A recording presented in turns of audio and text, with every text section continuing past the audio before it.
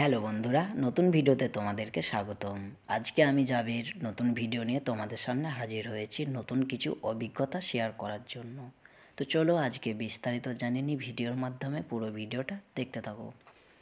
কুয়েতে প্রবাসী হিসেবে যারা বাড়ির কাজে বা ড্রাইভারি কাজে আসে তাদেরকে রুম এবং খাওয়া দাওয়া ফ্রি দেওয়া হয়, বেতন ছাড়া। এটা বেতন ছাড়া এক্সট্রা এই দুটো জিনিস দেওয়া হয়, একটা রুম এবং খাওয়া দাওয়া।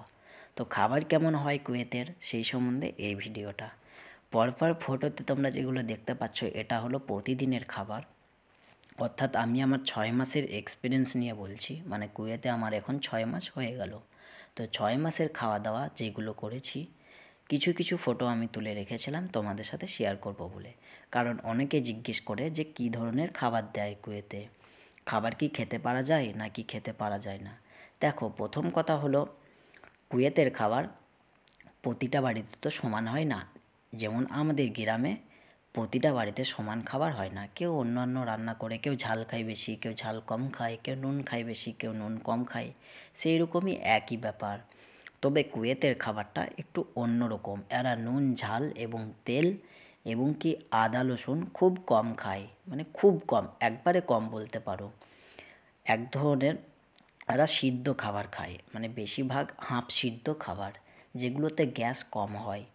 তো আমি তোমাদের মাঝে এই ভিডিওটা শেয়ার করছি এই কারণেই, কারণ আমাকে অনেকেই জিজ্ঞেস করে যে জাবের কী ধরনের খাবার দেয়, একটু যদি বিস্তারিত বলতে তাহলে ভালো হতো। তাই আমি পুরো 6 মাসের মধ্যে কিছু কিছু ফটো আমি কালেক্ট করেছিলাম, মানে যেগুলো আমাকে ভালো লেগেছিলো সেগুলো ফটো খিচে আমি এখন ভিডিওর মধ্যে শেয়ার করছি।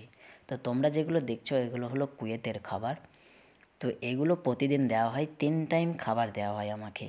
সকাল 7:30টায় নাস্তা দেওয়া হয়, মানে চা রুটি এবং একটা করে ডিম দেয়। কোনো দিন সান্তরা বা কমলা লেবু বা আপেল এই সমস্ত কিছু দেয় কোনো দিন কোনো দিন। আর কোনো দিন বেশিরভাগ সময় দুম্বার গোশ এবং বিরিয়ানি থাকে। আর মাঝে মাঝে উটের গোশও থাকে, তবে ওটা ডিপেন্ড করে যে কখন কী দিচ্ছে। তো সব রকমই দেয়, খাবারের কোনো অসুবিধা নেই আলহামদুলিল্লাহ, যেটাই দেয় খুব সুন্দর। তবে কুয়েতির খাবার নতুন ছেলে এলে পারে একটু অসুবিধা হতে পারে কিছুদিন, হয়তো 15 দিন কি 20 দিন কি 1 মাস, খুব জোর হলে 1 মাস একটু প্রবলেম হতে পারে। বাকি অটোমেটিকলি সব কিছু ঠিক হয়ে যাবে, কারণ খেতে খেতে অভ্যেস হয়ে যাবে। তো খাবার আলহামদুলিল্লাহ খুব ভালো, মানে হাফ সিদ্ধ খাবার, যাদের অভ্যেস নেই তাদের অভ্যেস হয়ে যাবে, খুব ভালো খাবার।